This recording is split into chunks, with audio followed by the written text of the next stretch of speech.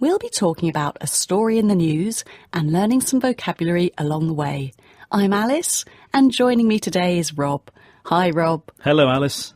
Now, Rob, are you a cyclist? Yes, I ride a bicycle. Even on the mean streets of London? I do indeed. London streets are very dangerous for cyclists.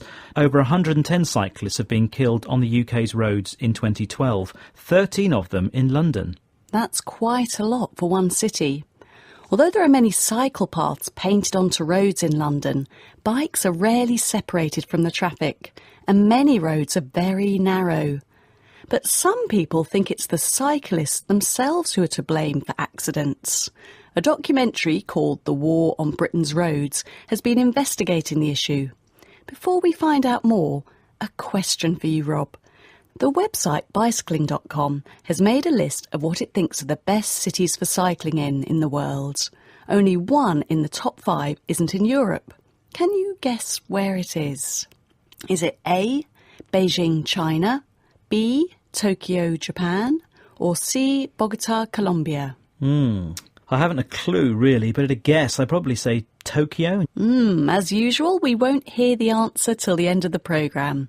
Now, more about this battle between cyclists and motorists on Britain's roads. Now, come on, Alice, is it really a battle? Well, some people think so.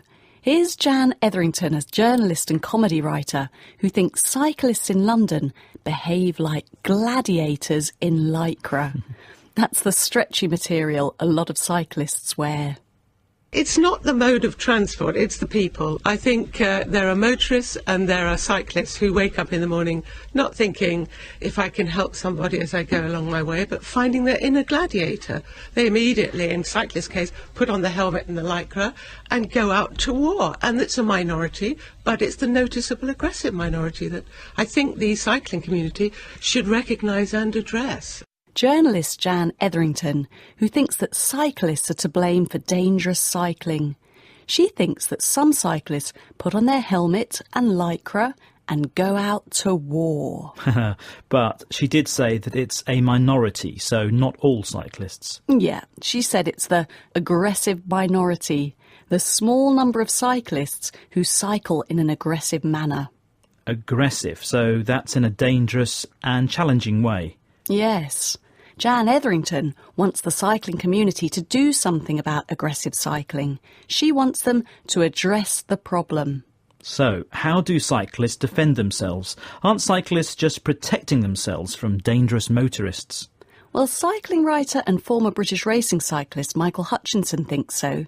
He says only idiots would go to war on a bicycle. You do feel quite vulnerable as a cyclist, and somebody drives past inches away, the first thing it is frightening. I certainly don't go to war because, frankly, I'm not going to win. I'm wearing maybe lycra or maybe I'm on my way to work with a t-shirt and a pair of jeans.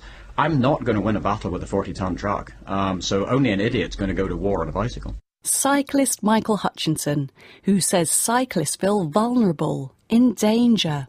It can be frightening when a big truck drives very close to you. I agree. A 40-ton truck driving very close to you while you're trying to cycle on a narrow street can be very frightening. Jan Etherington, though, still says that cyclists need to change their behaviour. She thinks that since the London Olympics, the problem has got worse where she lives because more and more people are cycling on the roads. And she uses more battle language. Battalions. We usually hear this word when we're talking about soldiers. And cyclists taking up the road, 2 or 3 abreast, in droves, like soldiers marching. I live in the middle of the Olympic cycling route. Now, from dawn to dusk at the weekend, the cyclists come not as single spokes, but in battalions. There are 2 or 3 abreast of them, and they come in droves. They're not stopping for anyone. A cyclist on a bike at 30 miles an hour is a dangerous machine. Journalist Jan Etherington, who says cyclists on London's roads are not stopping for anyone.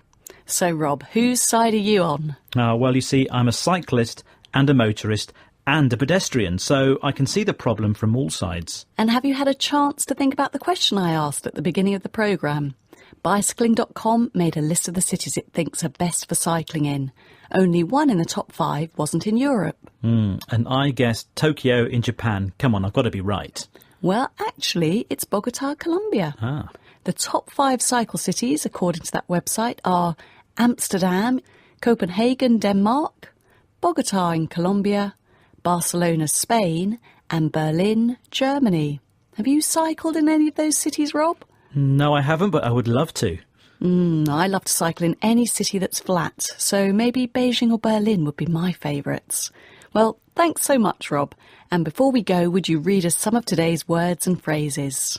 Of course, we heard gladiators, aggressive minority, to address the problem, vulnerable, battalions, in droves. Thanks, Rob.